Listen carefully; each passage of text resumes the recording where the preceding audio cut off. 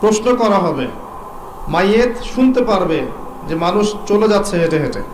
দুজন ফেরেশতা আসবেন যাদের ব্যাপারে অন্যান্য হাদিসে বর্ণিত আছে। প্রথম প্রশ্ন করা হবে, তাকে উঠিয়ে বসানো হবে, মান রব্বুক, কে তোমার রব? পৃথিবীতে কেউ যদি শিরিক করে থাকে এবং শিরিকরত অবস্থায় মৃত্যুবরণ করে বিনা তওবায়, সে উত্তর দিতে পারবে না কে আমার রব। মান রব্বুক উত্তর তারাই দিতে পারবেন ইনশাআল্লাহ যারা পৃথিবীতে শিরিকবিহীন অবস্থায় মৃত্যুবরণ করবে। আর আমি অনেকদিন বলেছি, মানুষের চিন্তার মধ্যে শিরক হয়, যেটাকে আকীদাগত শিরক বলে। আমলের মধ্যে শিরক হয়, মানুষের কথার মধ্যে শিরক হয়।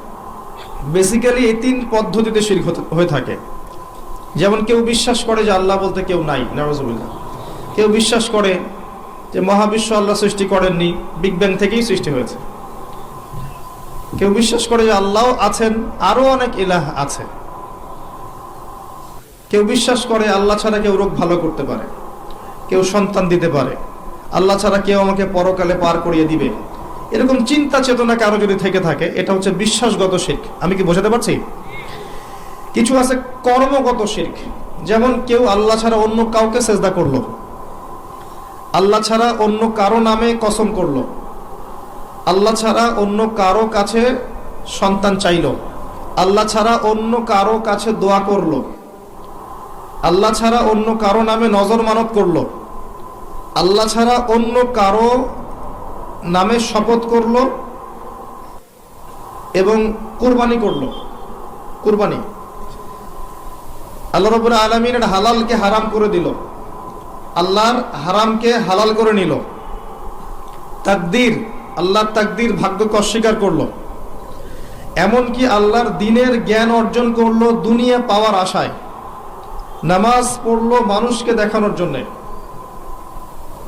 যাকাত দিচ্ছে, সাদাকা করছে মানুষের বাহবা পাওয়ার জন্যে। মানুষ অনেক বড় আলেম, মুফাসসির বলবে, মুহাদ্দিস বলবে, শায়েখ বলবে, এই জন্যে দ্বীনের প্রচার করছে, দুনিয়ার স্বার্থে দ্বীনের জ্ঞান অর্জন করেছে। এগুলো সবই শিরকের অন্তর্ভুক্ত, কর্মগত শিরক। আবার কিছু আছে কথার মধ্যে শিরক। যেমন, কেমন আছেন? আপনার দোয়ায় ভালো আছে। কেমন আছেন? আপনার দোয়ায় ভালো আছে। আপনার মায়ের কি অবস্থা?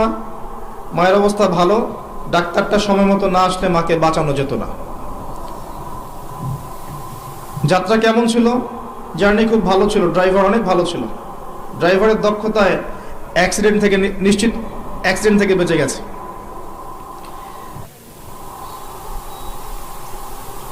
আমি না থাকলে কাজটা হতো না, ভাগ্যিস আপনি ছিলেন, না হলে আমার এই বিপদ থেকে রক্ষা হতো না।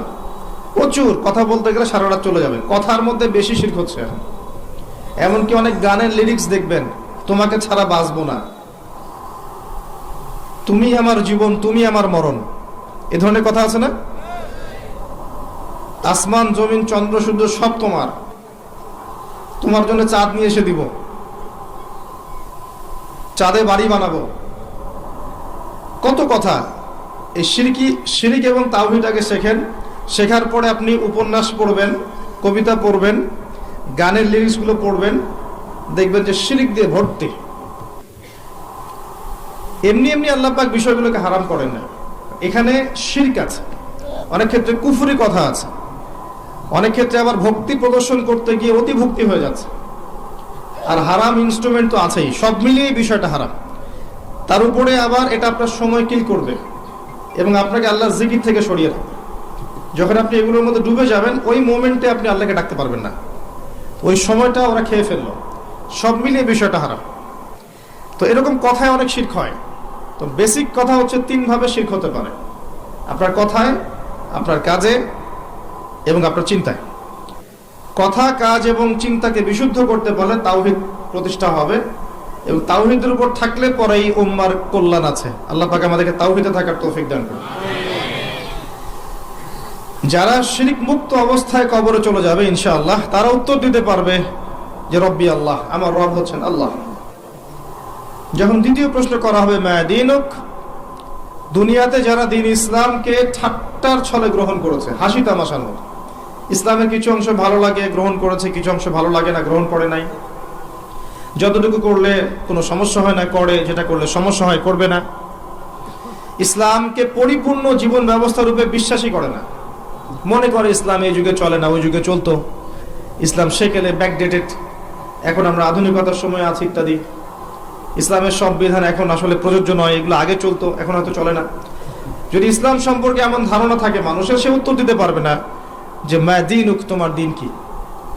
যারা পরিপূর্ণরূপে ইসলামকে গ্রহণ করেছে মননে, ইসলাম একমাত্র জীবন ব্যবস্থা যেটা আল্লাহর কাছে গ্রহণীয়, এবং এখানে প্রত্যেকটা বিষয়ের সমাধান আছে। হ্যাঁ, আমি হয়তো আমল করতে পারছি না বা বাস্তবায়ন করতে পারছি না, কিন্তু আছে ইসলামের মধ্যে, এই আকীদা ঠিক আছে। আমল আপনি করতে পারবেনও না।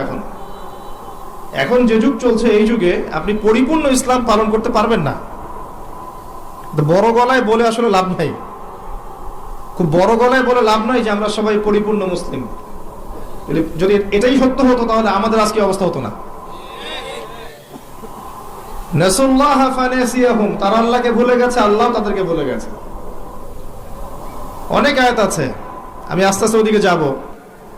আজকে আমাদের যে অবস্থা পুরো বৈশ্বিক প্রেক্ষাপটে, এর পিছনে আমরা দায়ী। মূলত আমরা ছাড়া দ্বিতীয় কেউ দায়ী নয়। শত্রু, ইসলামের শত্রু যারা, তারা তো শত্রুতা করবেই, তাদেরকে দোষ দেওয়ার তো দরকার নাই। যে আপনার শত্রু, সে শত্রুতা করবে, সিম্পল। আমরা আমাদের কাজের কারণে যখন ওদেরকে সুযোগ করে দিয়েছি, তখন আমরা সবচেয়ে বড় অপরাধী। আলাইকুম আনফুসাকুম, আল্লাহ পাক বলেছেন তোমরা নিজেরা নিজের নফসের আগে খবর নাও, নিজের নফসকে ঠিক করো।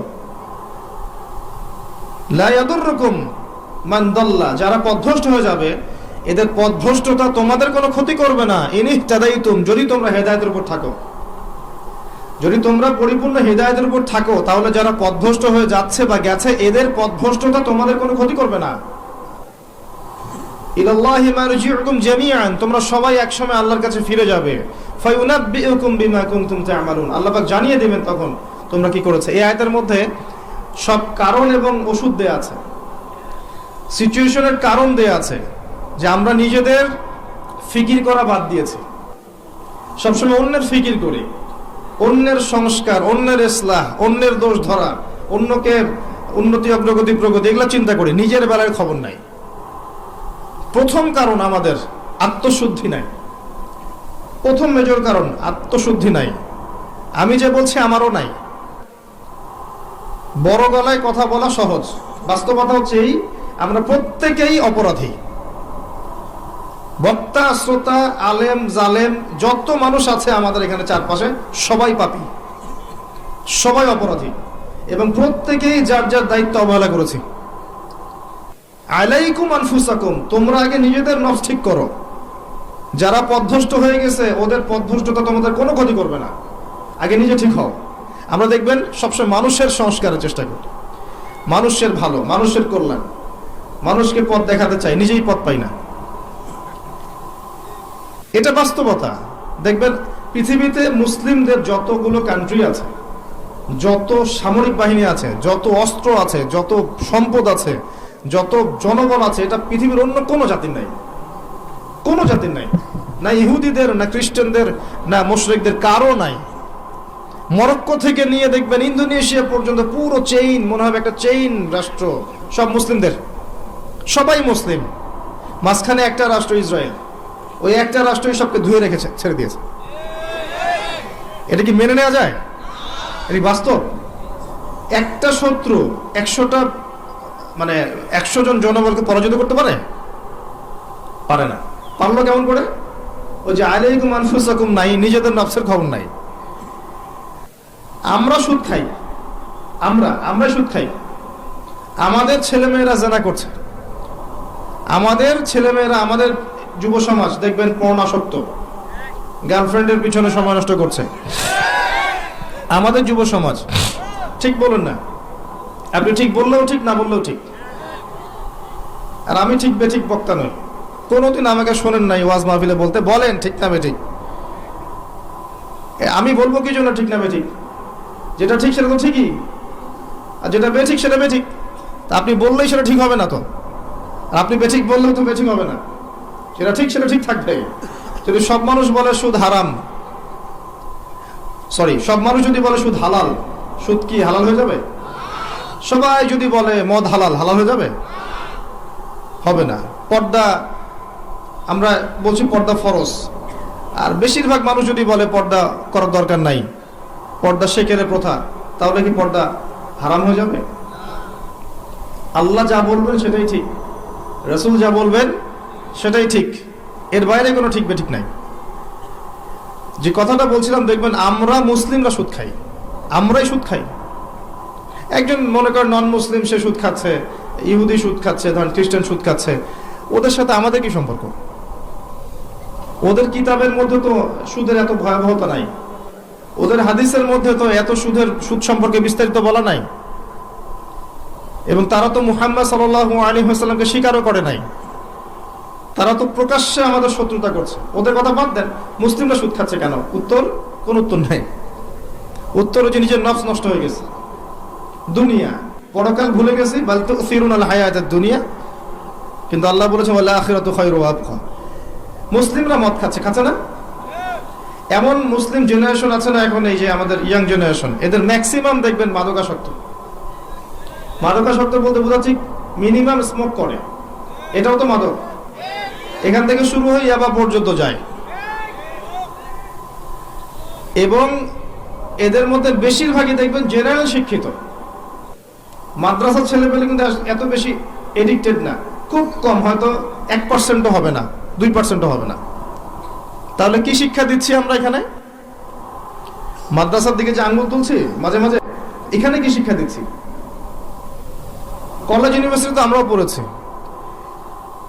ওই যে অনেকদিন বলেছি, এক মিস বা মহিলা টিচার ক্লাস নিচ্ছে, তো ব্ল্যাকবোর্ড বাদ দিয়ে সব ছেলেরা ম্যাডামের দিকে তাকিয়ে আছে। ছেলেদের ক্লাস নিচ্ছে মহিলা শিক্ষিকা, এবং তার মাশাআল্লাহ পোশাকও সুবহানাল্লাহ টাইপের, তো ব্ল্যাকবোর্ড দেখা বাদ দিয়ে সব ওইদিকে দেখছে। আবার আমরা দেখেছি মেয়েদের ব্যাচ, ছেলে টিচার পড়াচ্ছেন, কোচিং প্রাইভেট, মাঝে মাঝে গায়ে হাত দিচ্ছেন, বলছেন সে তো আমার মেয়ের মতো। হ্যাঁ, অনেক সময় এমনও হয়েছে ছাত্রীর সাথে স্যারের প্রেম। হাসছেন? কত ঘটনা লাগবে আপনার, কতগুলো ঘটনা লাগবে এরকম, একটা কথাও মিথ্যা বলছি না। ইউনিভার্সিটিতে আন্দোলন হয়েছে, দেখবেন যে বান্ধবীর কোলে বন্ধু মাথা রেখে আন্দোলন করছে। এটা হয় না? অনেক ক্ষেত্রে এমন হয়েছে যে এই ছেলে আর মেয়ে একসাথে পড়াশোনা করছে, এই পড়াশোনা করতে করতেই দেখবেন এক পর্যায়ে প্রেমের পরে আস্তে আস্তে সম্পর্ক গভীর হয়, পিতামাতার অমতেই অনেক ঘটনা ঘটে ফেলে। এরপরে দেখবেন একসময় ব্রেকআপ হয়ে যায়, তারপরে এই ছেলে হয় আত্মহত্যা করে অথবা মাদকের কাছে যায় ওখানে প্রশান্তি খোঁজার জন্য, যেহেতু এখানে একটা বড় ছ্যাঁকা খেয়েছে। তারপরে যাবে মাদক থেকে মিউজিক, তারপরে গুন্ডামি করবে, মাস্তানি করবে, পড়াশোনা শেষ, লাইফটা ক্র্যাশ। প্রথমে একটা মেয়েকে দেখে ক্র্যাশ হওয়ার পরে পুরো লাইফটাই তার ক্র্যাশ হয়ে গেল। তো এই সুযোগটা কারা তৈরি করে দিল যে সবাই একসাথে পড়াশোনা করবে? এরা যতটা না দায়ী, সিস্টেম তার চেয়ে বেশি দায়ী। যদি এমন হতো ছেলেরা ছেলেদের জায়গায় ছেলে টিচার, মেয়েরা মেয়েদের জায়গায় মেয়ে টিচার, কোনো সমস্যা ছিল? উন্মুক্ত করে দিলেই সমস্যা হচ্ছে। তো মুসলিমরা উন্মুক্ত করছি, আমরা মুসলিমরা উন্মুক্ত করছি, এবং এখানে যদি কেউ হিজাব বা ইসলাম মেনে চলতে চায় তাকে অনুৎসাহিত করছি। সরাসরি হয়তো বলছি না, কিন্তু তার সাথে এমন আচরণ করছি যে তাকে ডিসকারেজ করা হচ্ছে, তাকে উৎসাহিত করা হচ্ছে না, তাকে মনস্তাত্ত্বিকভাবে আক্রমণ করা হচ্ছে। এবং অসংখ্য ঘটনা ঘটছে জেনার এবং ধর্ষণের, এই ফ্রি মিক্সিং এর কারণে। স্কুল থেকে শুরু করে কলেজ থেকে আপনার বিশ্ববিদ্যালয় থেকে শুরু করে দেখবেন অফিস আদালত, প্রতিটা জায়গাতেই ফ্রি মিক্সিং। এটা সমাজের কাঠামোটা ভেঙে দিয়েছে। এটা আমরা মুসলিমরা করেছি, অমুসলিমরা করে দেয়নি। আলাইকুম আনফুসাকুম, নিজের দিকে দেখেন আগে, নিজের চরকায় তেল দেন, আমাদেরকে দেখেন। আমরা সুদ খেয়েছি, আমরা মাদক খেয়েছি, আমরা ফ্রি মিক্সিং অনুমোদন দিয়েছি, আমরাই ফ্যামিলিস্ট রেভলিউশন করেছি। মেয়েদেরকে আমরা বাইরে বের করে এনেছি, পোশাক চেঞ্জ করে দিয়েছি, ছেলের পোশাক মেয়ে, মেয়ের পোশাক ছেলে। এবার এভাবে সমাজ চলছে, এর উপর আবার পর্নোগ্রাফি আছে, ভিতরে ভিতরে পর্ন দেখে যুব সমাজ, যুবতীরা সবাই দেখে, আর বাইরে বের হয়ে স্যুট প্যান্ট টাই পরে ঘোরে, মনে করে আমি খুব ভালো মানুষ। বাইরের চরিত্রটা আসল রূপ নয়। এভাবে চলছে। এই কাজগুলো কিন্তু আমরা করছি। আমি নিজেদের কথা বলবো আজকে, বাইরের কারো কথা বলবো না। শুধু আমাদের দিকে দেখেন, শুধু মুসলিমদের দিকে দেখেন। বাইরের মানুষের দিকে আঙ্গুল তোলা আমি বন্ধ করে দিয়েছি এখন। নিজে ঠিক না হলে বাইরের দিকে চোখ তুলে কোনো লাভ নাই। আমরা নিজেরা যদি ঠিক না হই, বাইরের দিকে আঙ্গুল তুলে কোনো লাভ নাই। বড় বড় স্লোগান দিয়ে কিচ্ছু হবে না, বিশ্বাস করেন। ইসলামের অনেক চূড়ার ইবাদত আছে, ভিত্তি ঠিক না করলে চূড়ার ইবাদত করে লাভ হবে না। একটা বাড়ি তৈরি করছেন, 20 তলা ফাউন্ডেশন দিয়েছেন, একটা ফাউন্ডেশন ঠিক নাই, তাহলে আমি কি ছাদ বসাতে পারবো? ফাউন্ডেশন ঠিক নাই। মুসলিমদের ম্যাক্সিমাম দেখবেন আকীদা ঠিক নাই, কোনটা শিরক কোনটা তাওহীদ বুঝতে পারে না। কত মুসলিম আছে শিরক কাকে বলে ডেফিনেশন জানে না, শিরক কাকে বলে, শিরকের প্রকারভেদ কি কি, কোন কোন কাজ করলে শিরক হয়। আর শিরক তো এমন ইবাদত যেটা আমলনামায় থাকলে আমলনামা ডিলিট হয়ে যাবে। কারো আমলনামায় যদি শিরকের পাপ থাকে, শিরকের পাপ, আমলনামার নেকিগুলো নষ্ট হয়ে যাবে। নাউযুবিল্লাহ। সূরা জুমারের মধ্যে আল্লাহ পাক বলেছেন, লাইন আশরাকতা লা ইয়াহবাতান্না আমালুকা, তুমি যদি শিরক করো হে নবী, তোমার আমল নষ্ট করে দেব আমি। সেখানে আমরা কি শিরক সম্পর্কে আমরা ওয়াকিফাল নই। মুসলিমদেরকে দেখেন, 5 ওয়াক্ত নামাজ কয়জন মুসলিম পড়ে? বেসিক কথায় আসেন, নামাজ তো বেসিক ইবাদত, তাই না? জামাতের কথাও না হয় বাদ দিলাম, মনে করেন জামাতের কথাও বাদ দিলাম, বেসিক জামাত ইসলামের কথা বলছি না, আবার মসজিদে জামাতে নামাজের কথা বলছি, মসজিদে নামাজের কথা বলছি। জামাতের কথা বাদ দেন, বেসিক বাসায় 5 ওয়াক্ত নামাজ কয়জন পড়ে? হাত তোলেন দেখি। আপনি জরিপ করেন, দেখেন বাসায় 5 ওয়াক্ত নামাজ কয়জন পড়ে দেখবেন। এবার বলেন জামাতে গিয়ে নামাজ পড়ে 5 ওয়াক্ত কতজন, কতজন মুসলিম? আবার দেখবেন ফজর এশা জামাত কতজন পড়ে। নামাজটা দেখেন, নফল সুন্নত মোস্তাহাব পরে আসেন, ফরজ নামাজের কথায় আসেন। ফরজ জিনিস যে মুসলিম নারীরা পর্দা করবে, সিম্পল। এটা আমাদের পোশাক, মানে আমরা যেমন এই যে গেঞ্জি পরি, শার্ট প্যান্ট পরি, নর্মালি হচ্ছে মেয়েদের পোশাক হচ্ছে মেয়েরা পর্দা করবে। এটা আল্লাহ নর্মাল পোশাক দিয়েছেন। আর যারা নর্মাল পোশাকটা পরছেন এরা পশু। পশু নিজের সতীত্ব বুঝবে না, সে তার সম্ভ্রম বুঝবে না। একজন মানুষ তো বুঝবে তার সম্ভ্রম কি জিনিস। আপনি সতর ঢেকে রাখেন, রাখেন না? এটা নর্মাল পোশাক, সাধারণ পোশাক। তাদের পুরো দেহটাই তো সতর, ওরা ঢেকে রাখবে, পর্দা করবে, সতর, স্বাভাবিক, এটা নর্মাল। কতজন মুসলিম নারী এখন পর্দা করে এটা দেখবেন। তবে আপনাদের এদিকে পর্দার প্রচলন বেশি, এটা আমি জানি, আলহামদুলিল্লাহ, এটা আল্লাহ শুকরিয়া। তবে দিন দিন মেয়েদের পর্দা বাড়ছে, এটা ঠিক। যতই মেয়েদেরকে বেপর্দা করার চেষ্টা করা হচ্ছে, আলহামদুলিল্লাহ মেয়েদের বোরখার সংখ্যা বাড়ছে। কি বোরখা পড়ছে সেটা পরের কথা, বোরখার সংখ্যা বাড়ছে। এরপরে যারা পড়ছে ওদেরকে আমরা রিকোয়েস্ট করব যে ডিজিটাল বোরখাটা ছেড়ে দেন, যেটা যেটা পরে আপনার দেহের কাঠামো বোঝা যায়, এটা ছেড়ে দেন। ছেড়ে দিয়ে এমন একটা বোরখা বানান যেটা ঢিলে ঢালা, যেটা পরলে আপনার দেহের কাঠামো বোঝা যায় না। উৎসাহিত করেন, যেহেতু তারা পড়েছে, সেলোয়ার কামিজ থেকে এই বোরখা এসেছে, ইনশাল্লাহ এই বোরখা থেকে খাস পর্দাও যাবে ইনশাল্লাহ। উৎসাহিত করা উচিত। এবং কোন কোন ক্ষেত্রে তারা ইমানের দিক থেকে পুরুষদের অগ্রগামী। হ্যাঁ, অনেক ক্ষেত্রে এমন আছে, আমরা ওদেরকে সুযোগ দেই না বলে। অনেক ক্ষেত্রে মেয়েরা অনেক বেশি স্ট্রং ইমানের দিক থেকে। কয়দিন আগে একজন প্রমাণ করে দেখালো না? দিন দিন ছেলেরা মেয়ে হচ্ছে সাইকোলজিক্যালি, আর মেয়েরা ছেলে হচ্ছে। এখনকার যুব সমাজকে দেখবেন, কথাবার্তা, চাল চলন, ওঠা বসা, পোশাক আশাক, মানে চলন বলন, সব দিক থেকে নারী নারী ভাব একটা।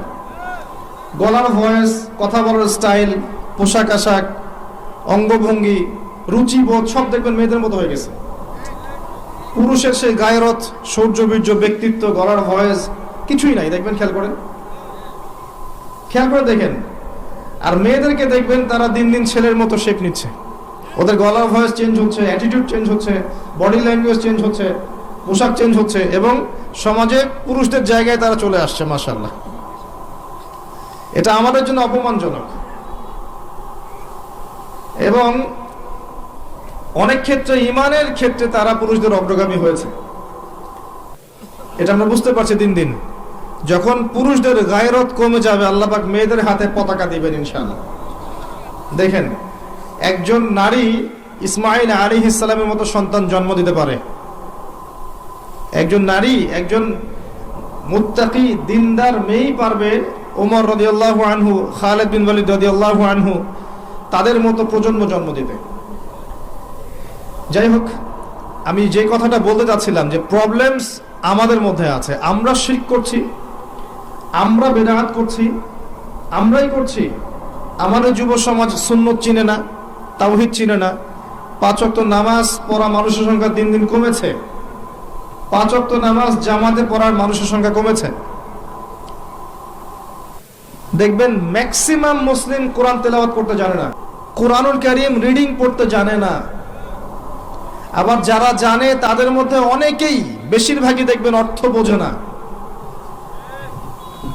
হ্যাঁ, এমন শত শত হাফেজ আছেন যারা কোরআনের অর্থ জানেন না। এমন অনেক মুসলিম আছেন যারা কোরআন চোখেও পর্যন্ত দেখে নাই, এমনও প্রজন্ম আছে। হ্যাঁ, এটা আমাদের অবস্থা। এর উপরে কোরআনের আদেশ মানা, নিষেধ, বর্জন করা, এগুলো তো অনেক দূরের কথা। কতজন মুসলিম পার্ট টাইম বোঝেন? আংশিক, ফুল টাইম না, পার্ট টাইম। কতজন মুসলিম পার্ট টাইম ইসলামের দাওয়াত দেয়? বলেন তো, কতজন মুসলিম পার্ট টাইম ইসলামের দাওয়াত দেয়? আপনারা আমাদের অবস্থা দিকে তাকান। এ দেখেন, তাওহীদ, সুন্নত, আপনার নামাজ, আপনার অর্থনৈতিক জীবন, পর্দা, যুব সমাজ, প্রতিটা ক্ষেত্রে দেখবেন আমরা পিছিয়ে পড়েছি। তো আল্লাহ যে বলেছেন আলাইকুম আনফুসাকুম, তোমরা নিজেদের অবস্থাকে ঠিক করো। নিজের অবস্থা ঠিক না করলে কি আমাদের দ্বারা অন্যের সংস্কার হবে? একজন ব্যক্তি যদি ঠিক না হয়, কখনো পরিবার ঠিক হবে? পরিবারগুলো ঠিক না হলে সমাজ কখনো ঠিক হয়? আর সমাজ নেই তো রাষ্ট্র, রাষ্ট্র নেই তো বিশ্ব। মূল কথা ব্যক্তির দিকে ফিরে আসে। মানুষ মনে করে একজন ব্যক্তি চেঞ্জ হলে আর এমন কি হবে। না ভাই, একটা বাতি থেকে আরেকটা বাতি জ্বলবে, আরেকটা বাতি থেকে আরেকটা বাতি জ্বলবে।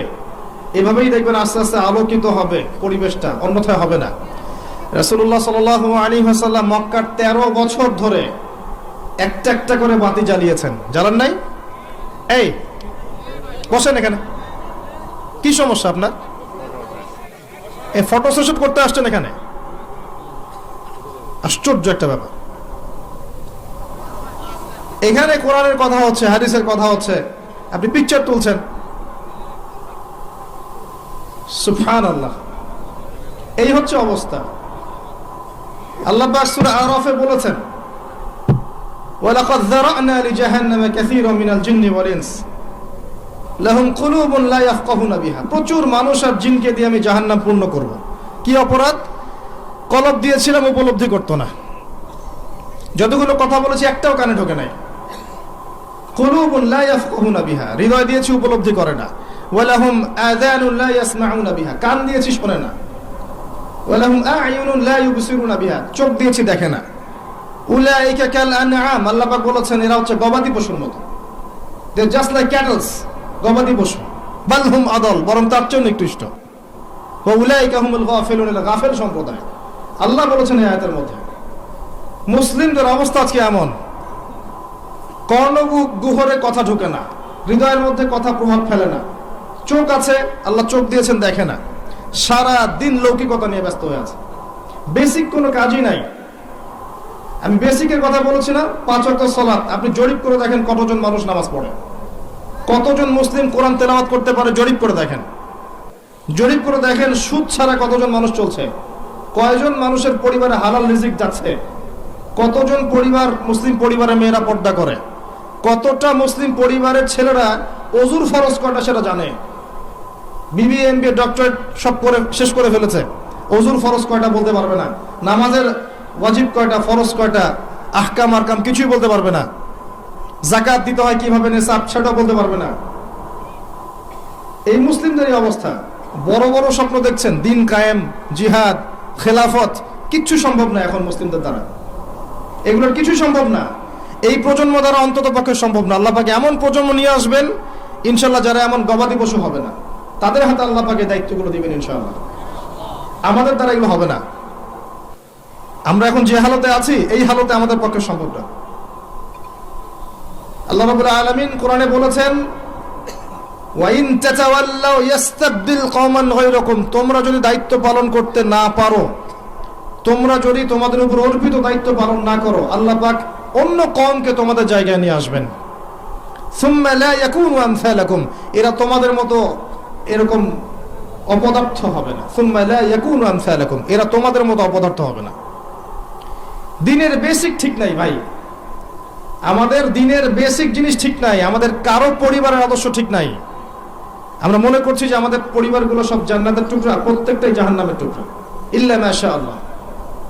আর যারা সঠিক দিনের উপর আছে, এদের সংখ্যা নিতান্তই নগণ্য। ম্যাক্সিমাম ক্ষেত্রে দেখবেন অর্থনীতির ক্ষেত্রে আমাদের হালাল হারামের বালাই নাই। সুদে ভর্তি, ঘুষে ভর্তি, দুর্নীতিতে ভর্তি, আত্মসাতে ভর্তি। আমাদের ইকোনমিক সিস্টেমও ঠিক নাই। সোশ্যালি আমাদের বন্ধন ভেঙে গেছে, খেয়াল করে দেখবেন। আত্মীয়তার সম্পর্ক নষ্ট হয়ে যাচ্ছে, ভাই ভাইকে হত্যা করছে, বাবা মাকে সম্মান করছে না, ছেলেরা বৃদ্ধাশ্রমে রাখছে, লাইভে এসে আত্মহত্যা করে যায়। কি অবস্থা একটা সমাজের! আত্মীয়তার সম্পর্ক ঠিক নাই, প্রতিবেশীর হক ঠিক নাই, বোনকে সম্পত্তির অধিকার দেয় না, কিছুই ঠিক নাই। বাইরের চোখ দিয়ে দেখলে মনে হয় সব ঠিক আছে, আসলে কিছুই ঠিক নাই। আরো উপরের লেভেলে তো যেতে যাচ্ছি না আমি। যত উপরে যাবেন তত বড় দুর্নীতি আছে। এই বেসিক একদম তলা ফাঁকা আমাদের। আর আমরা এখানে আইওয়াশ নিয়ে পড়ে থাকি, শোডাউন নিয়ে পড়ে থাকি, আমরা লৌকিকতা নিয়ে পড়ে থাকি। ইভেন এই চেয়ারগুলোতে আমরা যারা বসছি, এরা আরো বড় বিপদে আছে। এই চেয়ারগুলোতে যারা বসছে, এরা আরো বড় বিপদে আছে। কারণ এই চেয়ার থেকে অনেক বড় দায়িত্ব আল্লাহ পাক দিয়েছেন, যার বিন্দু মাত্র আমি আদায় করতে পারি না, কিছুই করতে পারি না। এই কথাগুলো বলছি অত্যন্ত দুঃখ নিয়ে, ক্ষোভ নিয়ে। এখানকার হক আমরা যাররা পরিমাণ আদায় করতে পারি না। মানুষ এই চেয়ারগুলোর দিকে তাকিয়ে থাকে জ্ঞানের জন্য, পথের জন্য, আমরা দিতে পারি না। দিতে পারবো কি? একজন তো আরেকজনের পিছনে লেগে থাকি, একজন একজনের পিছনে, আরেকজন আরেকজনের পিছনে, সারাদিন গীবত আর তহমত আর সমালোচনা, কাদা ছড়াছড়ি করতে করতে উম্মাকে বিভক্ত করে রেখে দিয়েছে। ইল্লা মাশাআল্লাহ, কিছু মানুষ অবশ্যই আছেন যাদেরকে আপনি এত বেশি ফেসবুকে দেখবেন না, ইউটিউবে দেখবেন না। দেখবেন রাতের অন্ধকারে তারা তাহাজ্জুদের নামাজে দাঁড়িয়ে আছে, আল্লাহর কাছে কান্নাকাটি করছে। ওইসব ওলামায়ে কেরামকে দেখতে পারবেন না। তারা আছে বলেই হয়তো এখন পর্যন্ত সব ঠিকই আছে, আল্লাহু আ'লাম। তারা দোয়া করেন, মাদ্রাসা চালান, ছাত্র তৈরি করেন, আলেম তৈরি করেন, তারা পরবর্তীতে মানুষকে ভালো কিছু দেয়। তারা এত লৌকিকতার প্রদর্শন করে না।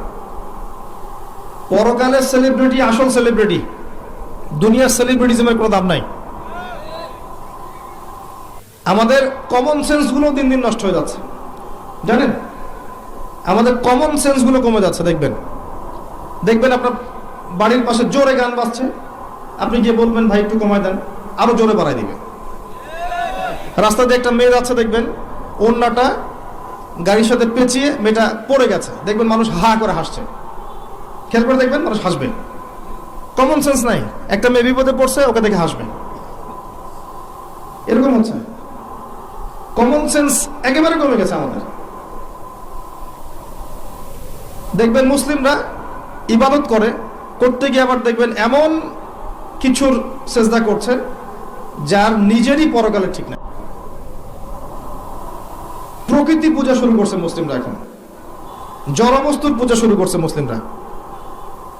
মুসলিমরা নিজেদের ধর্মের দায়িত্ব এমন কিছু মানুষের হাতে অর্পণ করেছে যে মানুষগুলো ধর্ম বোঝে না। কমন সেন্স নষ্ট হয়ে গেছে। ওয়াজ মাহফিলের সিজনে এসে দেখলাম ওয়াজ মাহফিলের নামে যা হচ্ছে, মানে এগুলোর কিছু কিছু খণ্ডচিত্র যদি বলতাম তাহলে বুঝতেন যে আসলে অবস্থা কেন এরকম। একটা কারণেই বলবো না, কারণ নিজের ঘরের কথা মানুষকে বলতে নেই।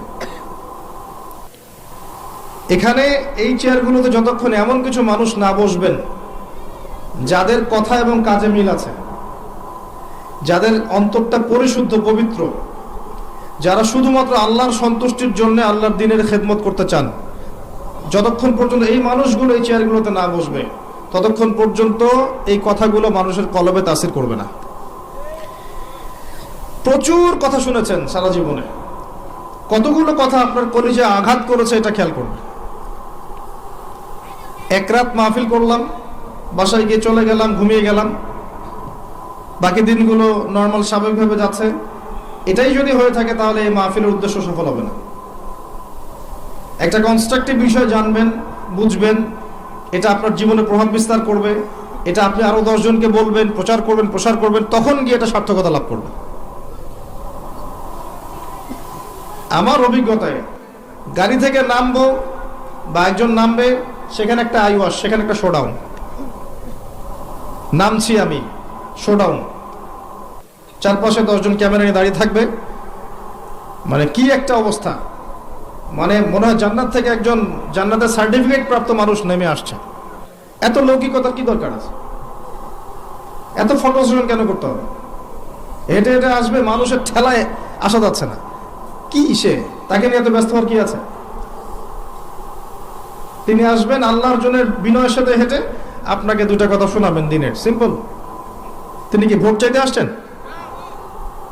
তাহলে দেখবেন তারপরে ওয়াজ করা শেষ, ওয়াজও মাশাআল্লাহ দেখবেন আগা মাথা কিছু নাই, কনস্ট্রাকটিভ কোনো কথা নাই, কেচ্ছা কাহিনী বয়ান, যার কোনো দলিল নাই, যার কোনো ভিত্তি নাই, মাঝে মাঝে একটু রঙ্গ তামাশা করবে, অঙ্গভঙ্গি করবে, একটু গান টান গিয়ে শোনাবে, এখন এগুলো চলছে। আর মানুষ তো ইস্যু পাগল এবং ফ্যান্টাসি পাগল, মজা নিতে পছন্দ করে বাঙালি, এটা দেখে মজা পাবে, ওয়াজের টাকা উসুল হয়েছে আমার। তারপরে দেখবেন যদি কিছু কথা বলেও থাকে, এর বিরুদ্ধে 10টা কথা, ওর বিরুদ্ধে 20টা, এর গীবত 10টা, ওর গীবত 20টা, এর মাঝখানে 2-1টা কোরআন হাদিসের আয়াত শুনিয়ে দিল সুর করে, মানুষ মনে করলো মাশাআল্লাহ অনেক সুন্দর ওয়াজ হয়ে গেছে। ওয়াজও শেষ, সবাই গোল করে তাকে ঘিরে ধরে সেলফি স্ট্রম, একদম ঝড় উঠছে। কি শিখলেন ওয়াজে তাহলে? সে হাত নাড়াতে নাড়াতে গাড়িতে উঠে চলে গেল। গাড়িতে উঠে যাওয়ার আগে এবার টাকা নিয়ে কেচাল, অ্যাডভান্স আর ইয়েটা মেলে নাই, ব্যাস ওখানে একটা সিন ক্রিয়েট হচ্ছে।